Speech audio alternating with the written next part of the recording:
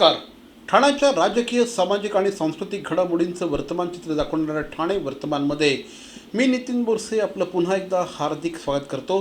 सादर करीत आहोत आजच्या ठळक बातम्या. माजी नगरसेवक श्री भरत चव्हाण यांच्या पुढाकाराने ठाणे पूर्व परिसरामध्ये सहस्त्रचंडी हवनात्मक नवकुंडीय यज्ञाचं आयोजन करण्यात आलं आहे. स्वामी धर्मदासजी महाराज यांच्या पौरोहित्याखाली सध्या हे यज्ञ या ठिकाणी सुरू आहे. या निमित्ताने देवीचं दर्शन घेण्यासाठी दररोज मोठ्या संख्येने भाविक या ठिकाणी येत आहेत. आज माजी खासदार आणि केंद्रीय मंत्री श्री कपिल पाटील यांनी या ठिकाणी भेट दिली आणि देवीचं दर्शन घेतलं.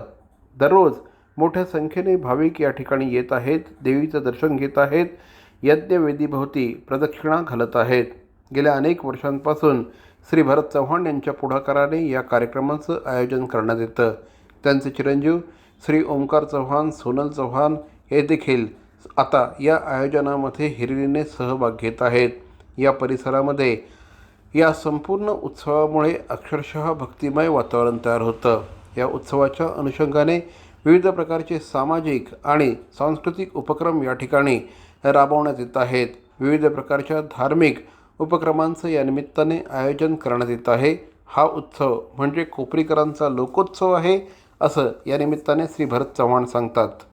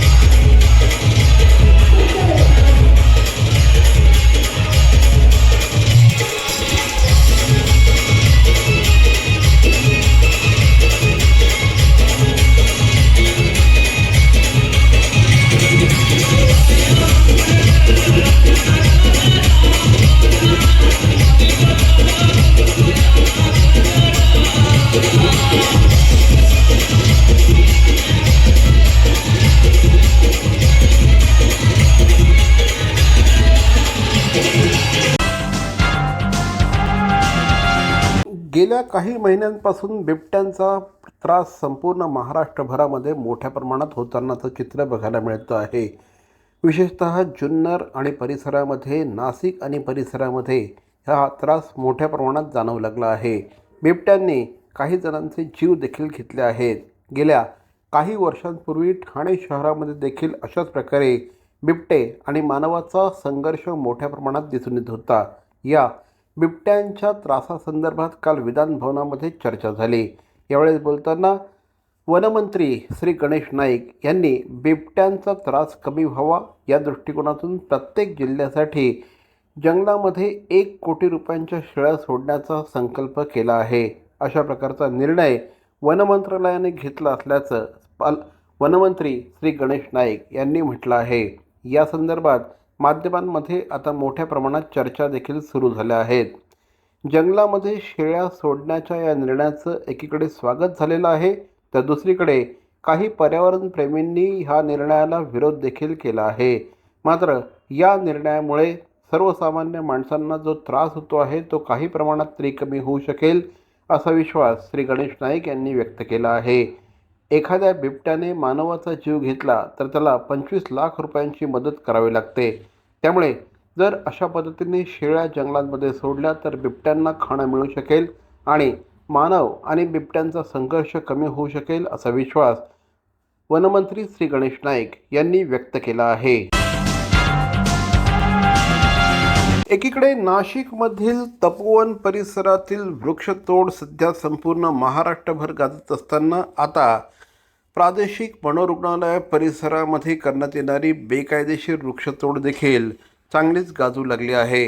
या संदर्भात राष्ट्रवादी काँग्रेसचे मनोज प्रधान यांनी पुढाकार घेतला आहे. या संदर्भात जी वृक्षतोड होते आहे या विरोधात लवकरात लवकर वागळे स्टेट पोलीस ठाण्यामध्ये गुन्हा दाखल करण्यात यावा अशा प्रकारची मागणी श्री मनोज प्रधान यांनी केली आहे.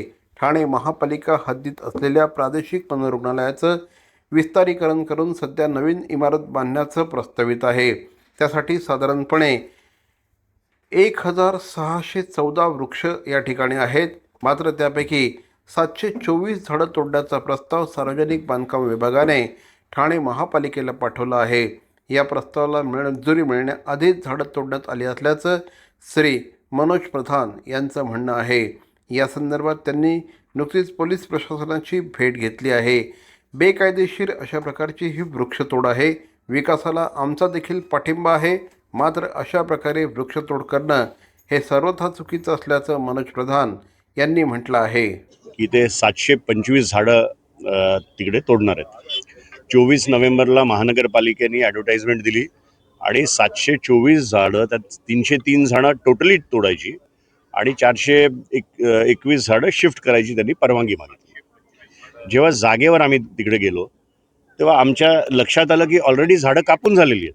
म्हणजे किमान 100 अशी झाडं असतील, 100-125 झाडं की ऑलरेडी कापलेली आहे. जेव्हा महानगरपालिकेला विचारलं तेव्हा त्यांचं म्हणणं असं पडलं की अजून PWDने आम्हाला मागणी केलेली आहे पण आम्ही परवानगीच दिली नाही. जर अशा प्रकारे परवानगी न देता जर झाडं तोडली गेली असतील तर त्याच्यावर गुन्हा दाखल झाला पाहिजे. मग ते PWDवर गुन्हा दाखल झाला पाहिजे, अधिकाऱ्यांवर.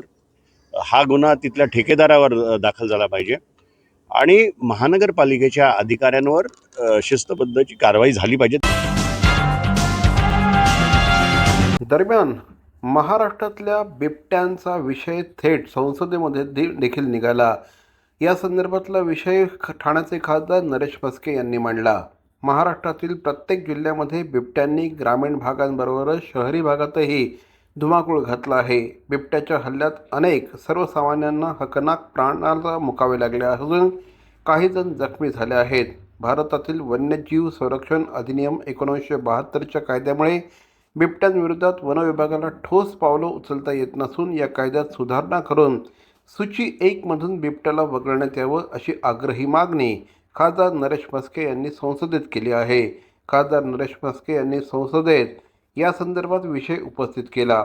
महाराष्ट्रातील नाशिक, बीड, नागपूर, पुणे, पालघर, रायगड आणि अहिल्यानगर जिल्ह्यांमध्ये मानव बिबट्या संघर्षाच्या गंभीर समस्या उद्भवू लागल्या आहेत. याकडे त्यांनी लक्ष वेधलं. बिबटे सध्या मनुष्यवस्तीत येऊन हल्ले करत आहेत. स्त्रिया, लहान मुलांना गळ्यामध्ये काटेरी गोफ घालून फिरावं लागतं आहे. 72च्या भारतीय वन्यजीव संरक्षण अधिनियमाच्या सूची 1 मध्ये बिबट्याचा समावेश आहे. या नियमानुसार बिबट्याला गोळी घालू शकत नाहीत, त्यांना इजा करू शकत नाही. जर असं केलं तर 3 ते 7 वर्षांची जेल आणि दंडाची कडक शिक्षा आहे. या कायद्याची अधिकाऱ्यांना धास्ती असते. मात्र आता नागरिकांच्या जीवावर हे बिबटे उठले आहेत. गेल्या 2 महिन्यात जुन्नर आणि शिरूर भागात बिबट्यांच्या हल्ल्यांमुळे 14 जणांचा दुर्दैवी मृत्यू झाला असल्याकडे त्यांनी लक्ष वेधलं. राज्यातील ऊसाच्या क्षेत्रात अंदाजे 2000 बिबटे वास्तव्यास आहेत. अनियोजित विस्तारामुळे ते मानवी वस्त्यांमध्ये वाढत्या प्रमाणात प्रवेश करत आहेत. हा संघर्ष केवळ स्थानिक समस्या नाही तर महाराष्ट्राला भेडसावणारी आता ही समस्या बनली असल्याचं देखील खासदार नरेश म्हस्के यांनी म्हटलं आहे. जे काही खात्याचे कर्मचारी असतील, पोलीस असतील, ते थोडे हतबल झालेले आहेत. कारण यामध्ये 7-7 वर्षाच्या शिक्षा आहेत. मला असं वाटतं त्या सूचीमधून बिबळ्या वगळावा आणि मनुष्य प्राण्याला प्रथम महत्व द्यावं. चुका कुणाच्याही असतील, परंतु निरपराध लहान मुलांना उचलून नेलं जातंय, त्यांच्यावर हल्ला केला जातोय आणि यापासून संरक्षण करण्याकरता जे कारवाई होऊ शकत नाहीये तर त्याकरता 1972चा वन्यजीव प्राणी संरक्षण कायदा आहे, त्यामध्ये सूची 1 मधून बिबळा वगळावा अशा पद्धतीचा 377 मध्ये माझा आज मुद्दा या ठिकाणी संसदेत मी घेतलेला आहे आणि नक्कीच शासन या स्तरावरती विचार होईल.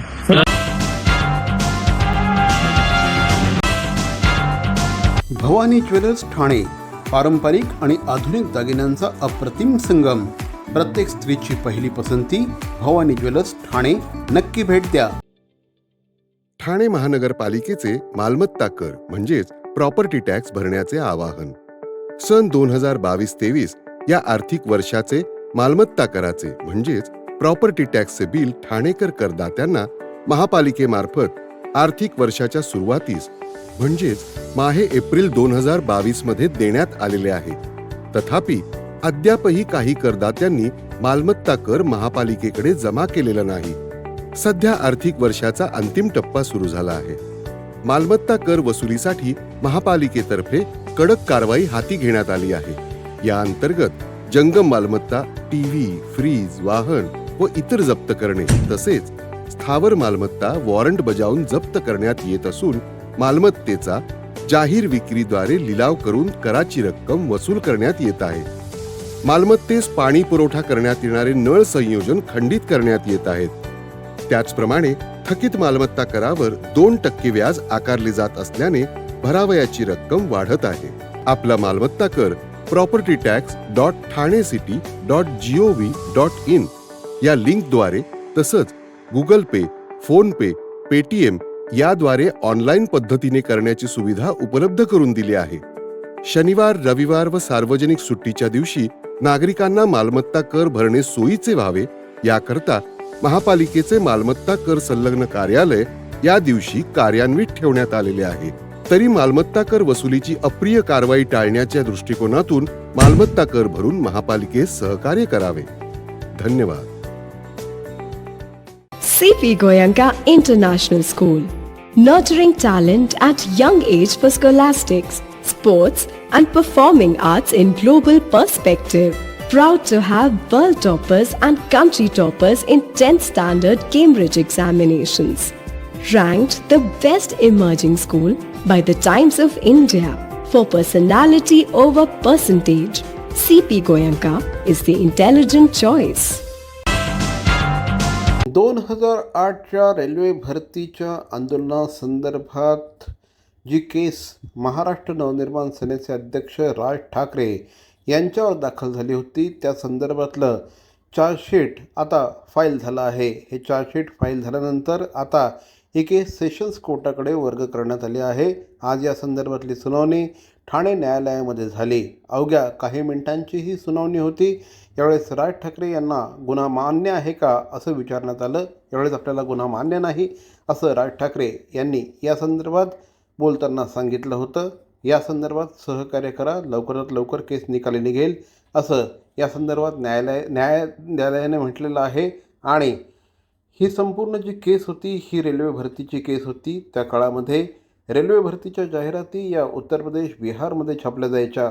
महाराष्ट्रातल्या पेपरमध्ये जाहिराती दिल्या जात नव्हत्या आणि त्यामुळे मराठी तरुणांना रेल्वेमध्ये भरती होणं हे अवघड जात होतं. मात्र या आंदोलनानंतर आता रेल्वे भरतीच्या जाहिराती स्थानिक वर्तमानपत्रांमध्ये छापल्या जाऊ लागल्या. या संदर्भातले बॅनर देखील छापले जाऊ लागले आणि त्यामुळे आता रेल्वेतला मराठी तरुणांचा टक्का वाढला आहे असं या संदर्भात घेण्यात आलेल्या एका पत्रकार परिषदेत मनसेचे ठाणे पालघर अध्यक्ष श्री अविनाश जाधव यांनी म्हटलं आहे. ठाणे महानगरपालिकेच्या निवडणुकांमध्ये 100% सत्ता तर घडेल असा विश्वास माजी खासदार राजन विचारे यांनी व्यक्त केला आहे. आज महाराष्ट्र नवनिर्माण सेनेचे अध्यक्ष श्री राज ठाकरे हे ठाणे कोर्टामध्ये एका केसच्या संदर्भात उपस्थित होते. यावेळेस राज ठाकरे हे रेस्ट हाऊस येथे आले असता उद्धव ठाकरे गटाचे नेते श्री राजन विचारे आणि उद्धव बाळासाहेब ठाकरे पक्षाचे ठाणे अध्यक्ष केदार दिघे यांच्यासह ठाकरे गटाच्या अनेक नेत्यांनी आज राज ठाकरे यांची भेट घेतली. हे दोनही बंधू एकत्र आल्यानंतर वातावरण मोठ्या प्रमाणात बदललं आहे आणि बदललेल्या वातावरणाचा धसका हा सध्याच्या सत्ताधाऱ्यांनी घेतलेला आहे असं यावेळेस माजी खासदार श्री राजन विचारे यांनी सांगितलं. यंदाच्या निवडणुकीमध्ये 100% सत्ता तर घडेल असा विश्वास देखील राजन विचारे यांनी यावेळेस व्यक्त केला. मला वाटतं राज ठाकरे साहेब आज ठाण्यामध्ये कोर्टात आले होते आणि आज रेस्ट हाऊसलाही ते आले होते. शेवटी ठाकरे बंधू एकत्र आल्यानंतर शेवटी ते सुद्धा आमचे नेते आहेत, त्यामुळे आज त्यांना सुद्धा सदिच्छा भेट द्यायला इथे आलो. सर, महापालिका निवडणुका जवळच आहेत. ठाकरे बंधू तर एकत्र आले, मुंबईमध्ये चर्चा सुरू आहे. अजूनही जाहीर करण्यात आलेलं नाहीये की युती होणार की नाही. ठाण्यामध्ये नेमकं काय परिस्थिती ठाण्यातल्या असं ठाण्यात चांगली परिस्थिती आहे, मुंबईला पण चांगली परिस्थिती आहे, महाराष्ट्रात सुद्धा चांगली परिस्थिती आहे. आणि दोघं एकत्र आल्यानंतर मला वाटतं नक्कीच या महाराष्ट्रामध्ये खऱ्या अर्थाने या ठिकाणी तुम्हाला चांगलं वातावरण बघायला मिळेल.